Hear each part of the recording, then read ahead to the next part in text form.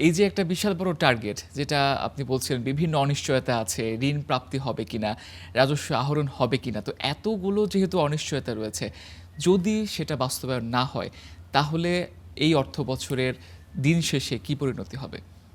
আমি কিছু আপনাকে আভাস দিতে পারি। এটা আভাস করা কোনো কঠিন কাজ না।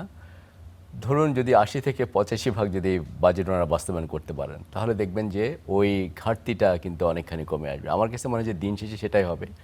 কিন্তু যেখানে চ্যালেঞ্জ হচ্ছে, যদি সরকার যে বাজেটটা দিয়েছেন, তার যদি ৮০ থেকে ৮৫ ভাগ মাত্র বাস্তবায়ন করতে পারেন, তাহলে তাকে অবশ্যই উন্নয়ন ব্যয় অনেক কাটছাঁট করতে হবে।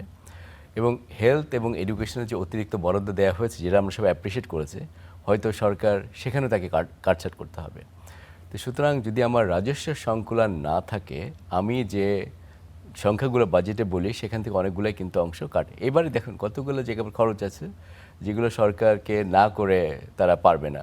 যেমন সরকারি কর্মকর্তা কর্মচারীদের নতুন পে স্কেল দেওয়া হয়েছে, সেটা তাদের খরচ করতেই হবে। একইভাবে সরকারের একটা অন্যতম ফ্ল্যাগশিপ কমিটমেন্ট আছে ফ্যামিলি কার্ড বাস্তবায়ন, সেখানেও তারা অতিরিক্ত টাকা রেখেছেন। আমার ধারণা এই দুটো খাতে যদি তারা অতিরিক্ত বরাদ্দ ব্যয় করেন, তারপরে অন্য খাতে অতিরিক্ত ব্যয় করাটা অনেক বেশি চ্যালেঞ্জিং হয়ে পড়বে, গিভেন আমাদের যে কারেন্ট রেভিনিউ সিচুয়েশন।